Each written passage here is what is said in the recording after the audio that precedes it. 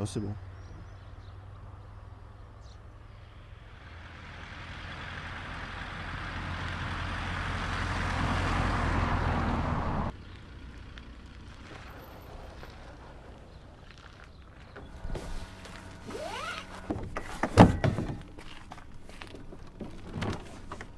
Avant-arrière. Celui-là, il n'avait jamais vidé encore. Ce matin, on ne mouche pas. Ce matin, on va essayer de pêcher le loup au leurre. On est sur l'étang de l'Hérolle. C'est sur la commune de Gruissant. C'est un étang qui doit faire 700 hectares à peu près, sur laquelle rentrent en fait les loups par un gros naturel qui est juste après les baraques là-bas. Donc en fait, l'étang respire par cet apport d'eau là qui rentre et qui ressort. Et les loups, les petites dorades, les petits mulets rentrent dans l'étang parce que l'eau est plus chaude qu'en mer. La végétation est plus dense et ils viennent grossir ici. Niveau des couleurs, vous ne cassez pas trop la tête. Olive, blanc et bleuté. Très bien. C'est parti. Vas-y voir. Très bien. C'est bon? Oui.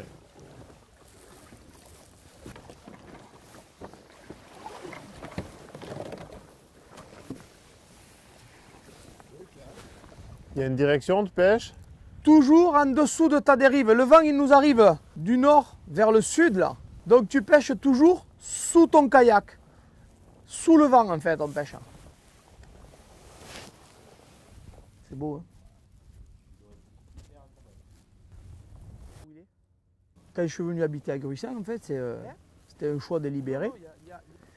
Puisque autour de Gruissant, il y a tout un tas de lagunes où rentre le loup de Méditerranée, le bar pour les gens qui sont sur l'Atlantique.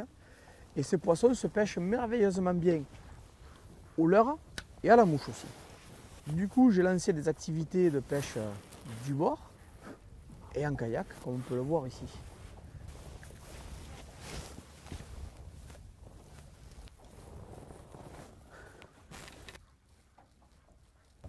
Alors l'avantage du kayak, pour moi, il y en a plusieurs.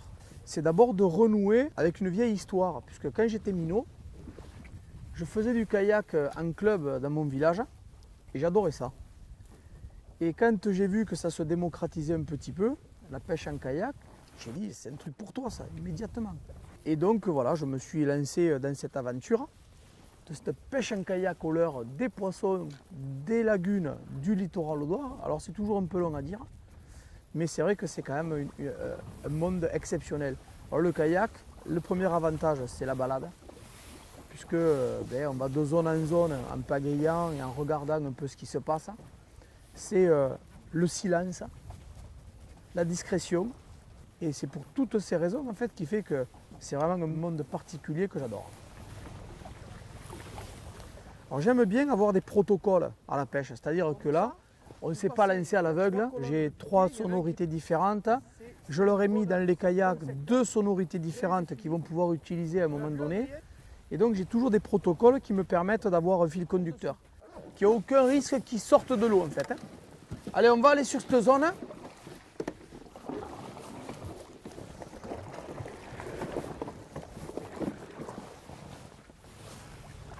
Moi, je suis suisse.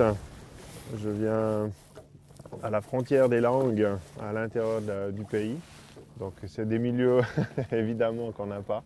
Et on se fait plaisir en venant en vacances quand on a la chance de venir par là. De venir pêcher dans des zones magnifiques comme ça, ces lagunes, c'est vraiment que du bonheur. L'année passée, je suis déjà venu avec lui. On n'a pas eu cette météo. Il fallait se battre un peu plus avec les kayaks. C'est aussi d'autres ambiances. C'est vraiment sympa. Et là, je pense que chaque fois que je vais passer dans le coin, je vais lancer un petit coup de fil à Yannick pour profiter de ses connaissances et surtout parce que c'est toujours des moments super sympas. En fait, avant tout, on cherche de passer un bon moment, ça c'est clair. Un bon petit moment sur l'eau, avec un type qui connaît bien sa région. Mais je ne vous mentirai pas en vous disant qu'on vient effectivement pour essayer de faire un loup. C'est toujours des jolies sensations, des bons souvenirs de pêche. Ça reste pas souvent, mais on se fait plaisir. Là, il y a quelques herbes en surface, c'est normal. Hein.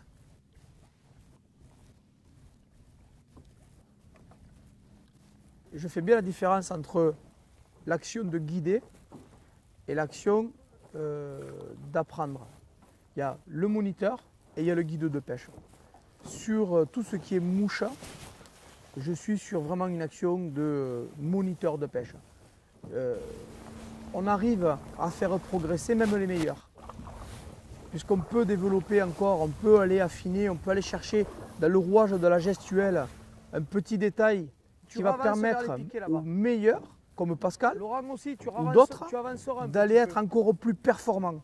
Et donc ça, c'est vraiment l'action du moniteur de pêche. Ensuite, en kayak, par exemple, ici, je me considère plus comme un guide de pêche. Je connais bien ma zone, j'ai quelques protocoles qui ont fait leurs preuves dans le passé et qui feront encore leurs preuves, j'en suis sûr. Et j'amène les gens sur les meilleurs spots du moment. Et donc là, c'est vraiment le guide de pêche.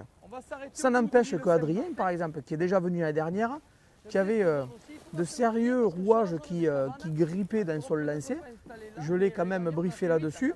Cette année, il est arrivé et il s'est entraîné. Et de suite, ça allait beaucoup mieux, quoi. L'année passée, j'ai beaucoup profité de lui. Apparemment, j'ai pu corriger 2-3 de mes petits défauts de l'année passée ou de mes gros défauts. Je suis en bonne voie, mais je pense que j'ai du potentiel pour apprendre pour les 20 prochaines années. Donc c'est aussi des bonnes raisons de prendre un guide, quelqu'un comme Yannick, pour faire des sorties et chaque fois apprendre des nouveaux trucs, que ce soit de la technique, que ce soit aussi de la connaissance de base par rapport au leurre, par rapport à la saison, par rapport à la position des poissons dans les temps, par rapport, etc., etc. Non, on apprend toujours plein de choses.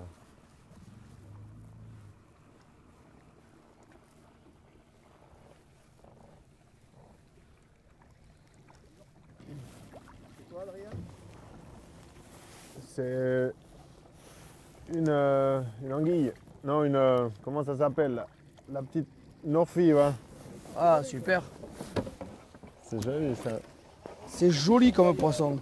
C'est un poisson qui a une petite gueule, donc c'est un poisson qui n'est pas simple à leurrer. Et c'est joli d'avoir pu faire un petit poisson comme ça. C'est un vrai passionné, Adrien. C'est agréable d'avoir des gars comme ça. Il le vit à fond, quoi. Laurent, c'est pareil. Laurent, c'est un habitué aussi. Il fait pêche à la mouche. De temps en temps, il vient avec nous là, en mer.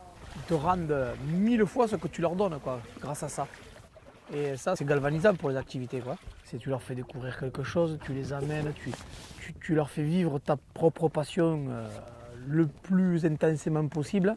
Parce que j'ai réussi à transmettre cette étincelle-là qui me fait vibrer, moi. Et je la leur donne, et puis après, ils s'en servent. Et moi, je ne vais pas chercher un loup, je ne vais pas chercher un poisson plus gros, moins gros, je m'en fous de ça.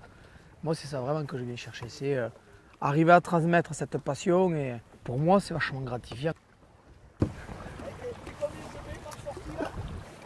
Ouais, mais c'est un flic, hein, mon pauvre.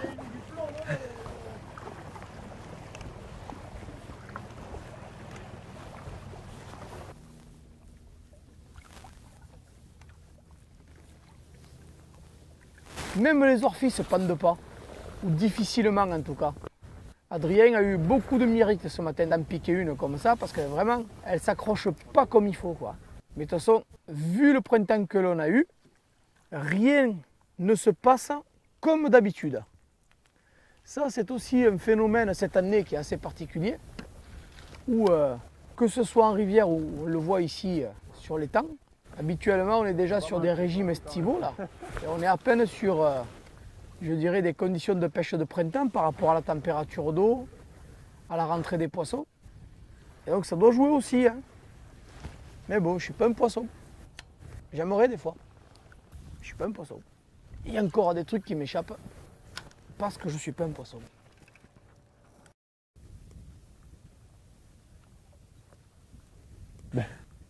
En étang, le loup, c'est quand même un poisson qui est quand même particulièrement retors, quoi. C'est vraiment un poisson, il suit le leurre, il laisse pépisse sous toutes les coutures, il regarde, et il est très méfiant. C'est un merveilleux adversaire. Chaque poisson se mérite, et quand tu prends un poisson, il y a toujours une part de hasard. Mais quand tu le prends qui s'accroche, c'est que vraiment tu l'as réduite, la part de hasard, à sa plus simple expression. Et là aujourd'hui, elle était assez large, la part de hasard, puisque j'ai des touches, on a des suivis, mais on ne concrétise pas.